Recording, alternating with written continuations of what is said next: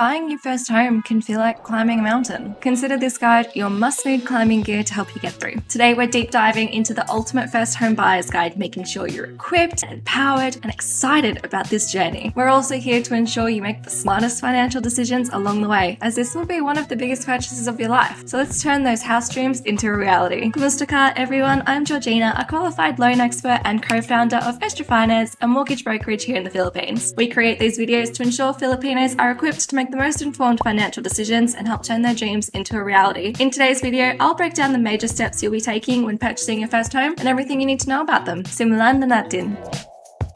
The reason you're buying a house sets the foundation for all your future decisions. So take a moment to really ask yourself, what is your why? Are you buying a house because you desperately need one, or are you buying a house to fulfill a dream? If you're buying quickly because you need to, understand that making rapid choices can mean you sacrifice the perfect fit for fear of running out of time. Whereas if you're buying for your dream, you can afford to take it slower and be patient. You might even be buying a house with the intent to rent it out as an investment property, in which case you need to think about what will make you the most money rather than which house you think is nicest. So understanding your why will carve out your timeline, set the pace, and determine the urgency of your decisions.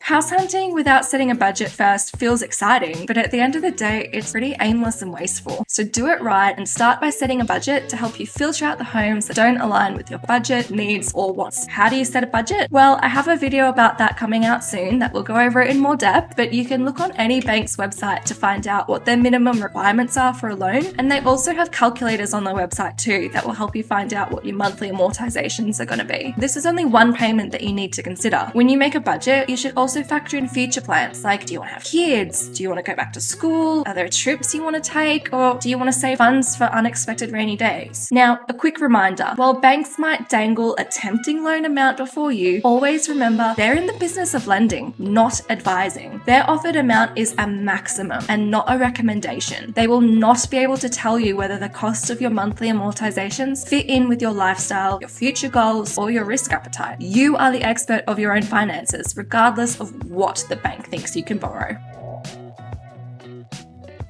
What do I mean by this? Being underwritten, especially for a home loan, means a lender closely examines your financial situation to determine if you're a safe bet for a loan, and if so, how much they're willing to lend to you. The bank takes a close look through your finances to ensure that everything's in order, from your income and debts to your credit history. Why is this step so essential? Because without being underwritten, you will only ever get an estimate of what you can borrow from a bank. Imagine falling in love with a home, maybe even placing a deposit, only to discover that the bank won't give you the financing you thought you'd get because of something in your credit file. If you get underwritten first, this doesn't happen. Now here's the tricky part. The bank will only underwrite you if you've already initiated the buying process. For example, paying a deposit or sharing a statement of account from a developer. If you go to a bank without a specific property in mind, they'll only give you an estimate of your borrowing potential, which is just surface level information. So if a bank won't underwrite you, where do you go? Well, a mortgage broker, like Estra Finance. We don't just give you a rough estimate, we do a full underwrite for you exactly like a bank would. We just don't need you to have a property in mind. We check your income, your debts, your credit history, and lay out your options. Borrowing power, potential interest rates, monthly payments, and even which banks are most likely to lend to you. If there are any red flags in your credit file, we'll tell you so you can fix them before you apply. Getting underwritten before you start house hunting can save yourself a lot of stress, heartbreak, and can better equip you for a smoother buying process. Once you've got your finances in order, it's time to research what's actually on the market. This is the most exciting stage and can be so easy to get carried away. So here are some quick tips to keep you on track. First, know what you want. Remember your reason for buying a house and make a list of must-haves and a list of would-be nices. For example, you need a house with one bathroom, but it would be nice if you had two. How many bedrooms do you want? Car spaces? What about the location? The type of home? What sort of amenities do you want nearby? There's lots of aspects to a perfect home, so write them all down in either category. Then jump online and start trying to find your dream house. And if it's too expensive, then you can start knocking off those would-be nices just one by one. Tip 2 is to keep your emotions in check. Purchasing a home is both a financial and emotional endeavor. The trick to this research stage is to not get too attached to any house that you find. Take your time and remember that we often don't make great decisions when we're blinded by love. It's very easy to forget that there's always another house available that could be even more perfect coming along next week. So take Take your time and try to strike a balance between your heart's desires and practical considerations. Thirdly, pace yourself. The housing market can be a roller coaster. Sometimes you need to act swiftly, and other times it pays to be patient. While being decisive is good, don't let pressure or impulsive excitement make the decision for you. Sleep on your decisions. Ask for advice from a real estate agent. Try to view the property at least 2 times if you can. Tip 4, stick to your budget. Your budget isn't just a random number. It's a reflection of your financial health and future aspirations. While a property might dazzle you, stretching your budget might mean compromising on future goals or lifestyle comforts. Remember, a house that drains your finances isn't truly a dream home. And lastly, enlist a reliable real estate agent. Why? Because real estate agents have a comprehensive understanding of market trends, legal formalities, and negotiation tactics. Their expertise can save you money, time, and stress. They can pinpoint properties that align with your criteria, provide insights on neighborhoods, and can even advise on future property value growth. But how can you find a good real estate agent? Here are a few tips to help you pick one. Ask your friends and family if they know of anyone. If not, jump online and start searching in your local area. You can even look up an agent's name on social media sites like LinkedIn or Facebook to see their past listings and even reviews from their clients. Get an agent on the phone and talk to them. Talk to them about what you want from your dream home, what price range you're looking at, and ask them about their familiarity with your desired area. See if you like their communication style. If you're not vibing with the agent, cut it short and call someone else. You want someone who you get along with, someone who you feel listens to you and understands your wants. Note the agent's response times and if they're honest in their responses. Remember that it's better to have an agent who says they'll have to call you back once they've checked the information than an agent who just makes up an answer to secure your business. Gauge their local knowledge. To do this, you can just ask if they're familiar with the local market trends, neighborhoods, schools, and amenities. There's no reason why you shouldn't ask, because a good understanding of the local market can save you a lot of money. Determine their availability. A good agent should be available to cater to your needs, especially in fast-moving markets. I'm not saying they need to be available 24/7, but they should be flexible enough to accommodate your schedule.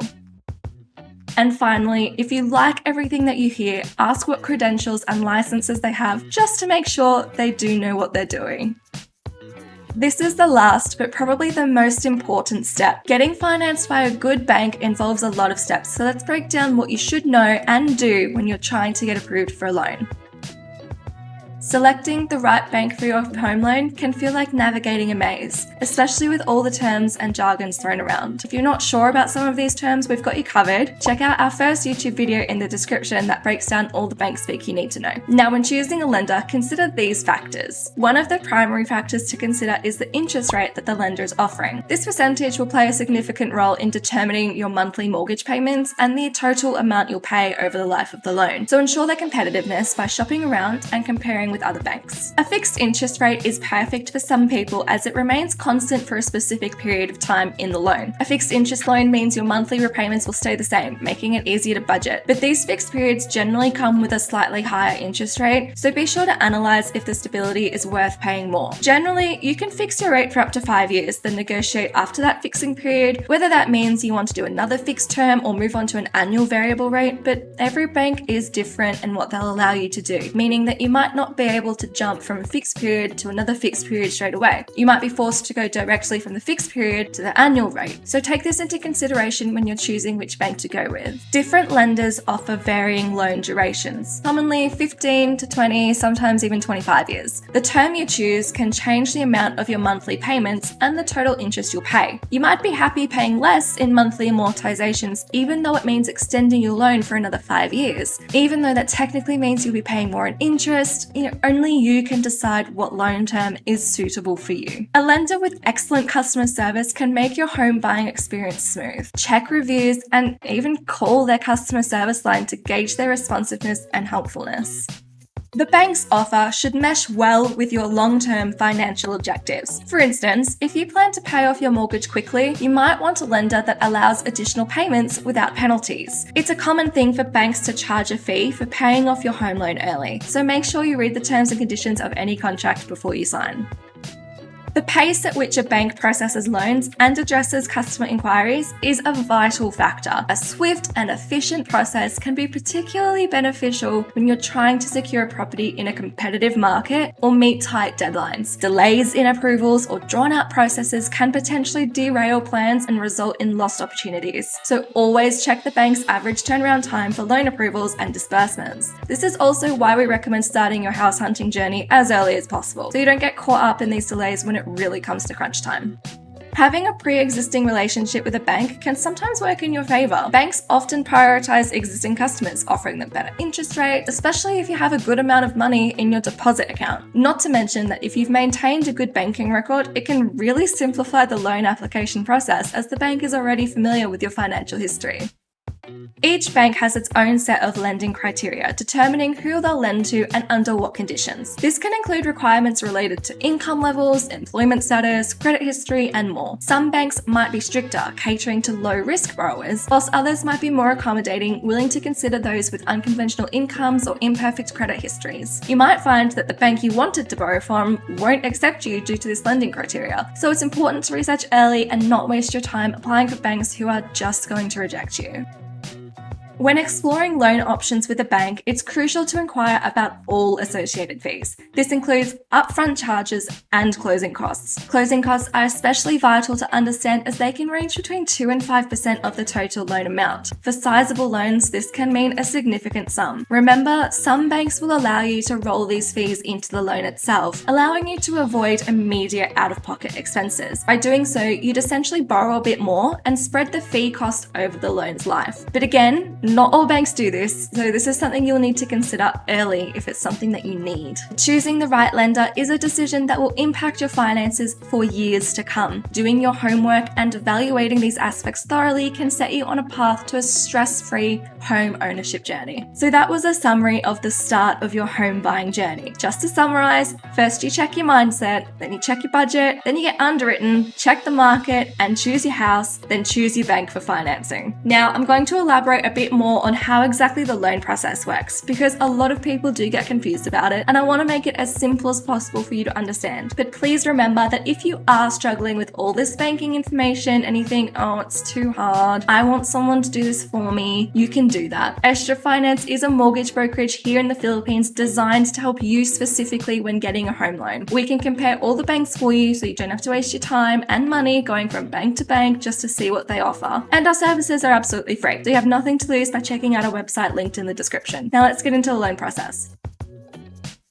Once you've found the right bank, it's time to apply for the loan. You can either go into the branch and fill out an application form there, or you can do it online. I would recommend doing it online only because not every branch has the right staff in their office to process your application on the spot. So you might have to make 2 trips if you time it incorrectly, so online is just easier. Once you've applied, you'll need to provide copies of a list of documents the bank needs. This list varies depending on which bank you're applying with, whether you're self-employed or even if you're an OFW. And banks usually do clearly list what documents they require for your application on their website. For your reference, a few of the commonly required documents for a home loan can include a bank-specific application form, 2 valid government-issued IDs confirming your minimum age of 21 years old and no more than 65 or maybe 70 years old at the loan maturation date, proof of income, which can be shown with the latest 3 months of your payslips, your latest certificate of employment with compensation, contract of employment, your latest income tax return, or even just 3 months of bank statements. Your income usually needs to equal a minimum of 50,000 pesos gross per month combined by all applicants, and proof of land ownership such as the land title, lot plan, TCT or CTC, real estate tax declaration, or a contract to sell. Not having the right documents is the number one reason for delayed loan approvals. So make sure they're the original copies with all the names and date of birth matching, and make sure that if they don't, you ask the lender on the best way forward, because you may need to prepare affidavits confirming their legitimacy as well. You also need them to be clear and legible by the office, so take clear photos or good quality scans. After you've submitted your documents, the bank does a couple of different things at once. So I'll list them here, but remember that they usually happen simultaneously. The bank's credit team will start underwriting your loan. As mentioned before, when you're being underwritten, the banks are thoroughly going through your financial situation and checking if you qualify for a loan. Underwriting is a pretty complex process, so we won't get into it too much, but here are the main things a bank is checking checking when they're underwriting you. That they have all the correct documents to proceed, your credit report, which shows your existing debts, your credit score, and payment handling of loans and credit cards, the Bankers Association report, which shows if you have any loans that you are not paying off on time, if at all. They're checking the property appraisal and title report, your details like your employment length, your history with the bank, and they're calculating your capacity to pay for the loan amount based off your income.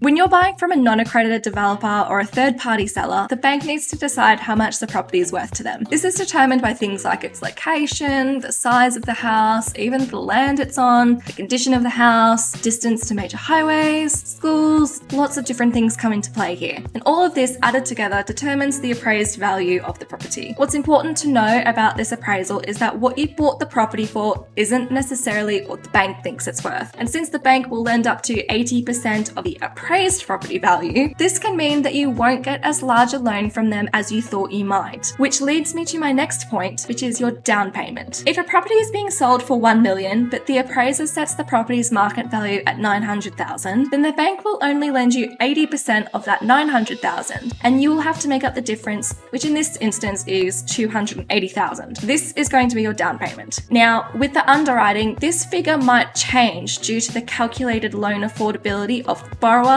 based on their income. So if a credit officer decides that your capacity to pay isn't enough for the loan amount you originally applied for, they're going to ask you to offer a larger down payment so you can pass their minimum requirements. Next step is signing the loan documents. Expect a phone call, a text, or even an email from your bank representative saying that you've been approved for a loan and it's time to sign the loan documents. You'll be invited to go to your nearest branch on an agreed date and time so they can organise the documents to be ready on your arrival. But before signing anything, carefully read through all the documents. Ensure you understand every clause, term, and condition. If something seems confusing, ask for clarification from the bank representative, or even bring someone that you trust with you to the bank when it's time for signing. Up until this stage, if you're unhappy with any part of the home loan, you can back out of the loan. Not a lot of people realize this. You are not held to any commitment until you have signed the contract, so don't feel obligated to take a loan you are unhappy with just because you've gone through the loan process. Things happen and people change their minds all the time. It's okay. The bank will keep your loan valid from anywhere from 6 months to 2 years, depending on the bank's regulations. So you have time to change your mind and not have to do the whole loan application again. Now, if you do decide to sign the contract, you'll also be informed of the fees and the charges related to the loan. This is part of the post-approval process. Part of the post-approval process is paying the fees for finalising your loan and providing identity documents again. Generally, these fees add up to between 2 to 5% of your total loan amount, depending on which bank you go with. Like I mentioned before, these fees might be included into your loan, or you might be asked to pay them up front. It depends on if you got all-in financing or not. The fees you can expect to pay are documentary stamp tax, transfer tax, title registration fee, any notarization fees for your documents, plus some extra fees for your insurance, like your fire insurance and your MRI or mortgage redemption insurance, which will be discussed between you and your bank when you sign for the loan. And also for any condos or units in a subdivision where there might be additional expenses like association dues